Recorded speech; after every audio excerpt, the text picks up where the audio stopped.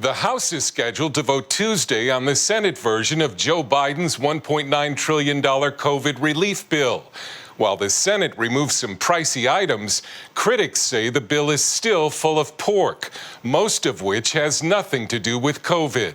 I promised the American people that help was on the way. We've taken one more giant step forward in delivering on that promise. The Senate version removes the $15 minimum wage, cuts off relief checks for incomes above $80,000 for individuals and $160,000 for households, and lowers the federal unemployment boost from $400 to $300. West Virginia Democrat Joe Manchin was instrumental in getting rid of the $15 minimum wage in the bill, something that's viewed as a job killer. If everyone agrees it should be raised, but we need to the base of our minimum wage should be above the poverty guideline. The final vote passed along party lines, with Republicans united against a relief plan loaded with pork barrel spending. The Senate has never spent $2 trillion in a more haphazard way or through a less rigorous process.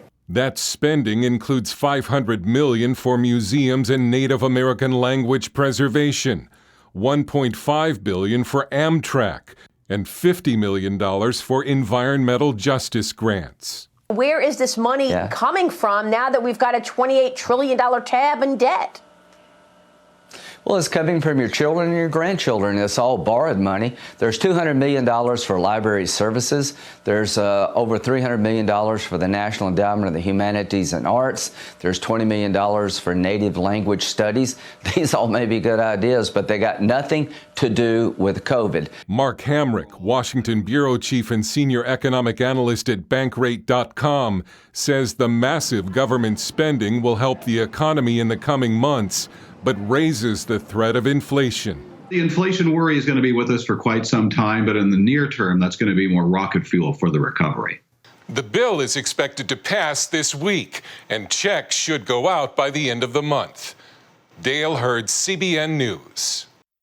You know, we've been asked time and time again, what happens if a nation goes bankrupt? Is it possible? The answer is yes, it's possible, because one thing is going to happen.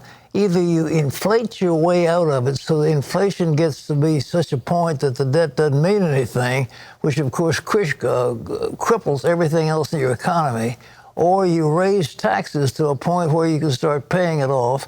And before long, as we pointed out a few days ago on this program, the amount of interest on the federal debt, if it's just 1 or 2% a raise, will eclipse all the other spending of the entire federal government.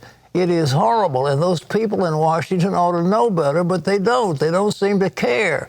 It is your children and your grandchildren who are going to suffer because